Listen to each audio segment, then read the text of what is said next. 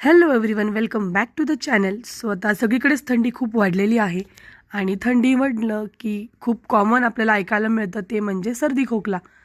So म्हटलं चला सर्दी खोकल्यासाठी एक उत्तम असा घरगुती उपाय आपण बनवूया. सो आपण इथे बनवणार आहोत आलेपाक. सो त्यासाठी मी आलं घेतलेलं आहे, त्याला छान धुवून सालं काढून मी त्याचे बारीक बारीक तुकडे करून घेतलेले आहेत. इथे आता मी इथे 1 वाटी आल्याचे तुकडे मिक्सरच्या भांड्यात घेतले आहेत आणि त्याला मी 1 वाटीला थोडं कमी अशी साखर घेतलेली आहे. तुम्ही समप्रमाणसुद्धा ठेवू शकता, पण जर तुम्ही खोकल्यासाठी किंवा खोकल्यावर उपाय म्हणून स्पेशली जर बनवत असाल तर मी सजेस्ट करेल की साखर थोडी कमी घाला. म्हणजे जे काही तो आल्याचा जो तिखटपणा आहे तो घशाला छान असा लागतो आणि खोकला क्युअर व्हायला त्याने मदत होते. सो इथे आता आपण कढईमध्ये तूप टाकून घेतलेलं आहे. तूप थोडं गरम झालं, असं प्रॉपर वितळलं की त्याच्यामध्ये आपण हे आले आणि साखरेचं केलेलं मिश्रण टाकून घेणार आहोत.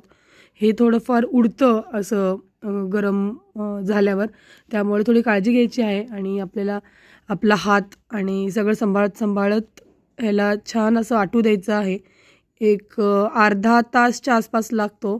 आणि तुम्ही पाहू शकता ते 20 मिनिटानंतर हे असं काहीसं झालेलं आहे मिश्रण आटून.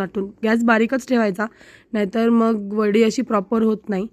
बारीक गॅसवरच असं त्याला आपण आटून ह्या स्टेजला आणलेलं आहे आणि अजून एक 5 मिनटं परतल्यानंतर हे असं एकदम कोरडसर झालेलं आहे. सो ह्या स्टेजला आपल्याला थांबायचं आहे आणि अजिबात वेळ न घालवता आता आपण इथे एका ताटाला तूप लावून घेऊया. इथे आपलं ताट पण रेडी आहे. सो लगेचच गॅस बंद करायचा आणि आपण जो आलेपाकचं जे आपलं मिश्रण रेडी झालेलं आहे ते आपल्याला असं तूप लावलेल्या ताटामध्ये काढून घ्यायचं आहे. आणि इथे दाखवल्याप्रमाणे एखादा ग्लास किंवा वाटीला तुम्ही खालच्या बाजूने तूप लावून घेऊ शकता आणि त्याने तुम्हाला असे छान असं एकसारखं थापून घ्यायचं आहे.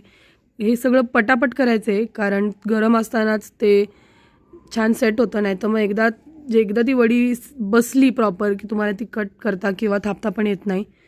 अशा प्रकारे तुम्ही थोडंसं कोमट झाल्यावर त्याला तुम्ही कट करून घेऊ शकता आणि आपला आलेपाक इथे रेडी आहे.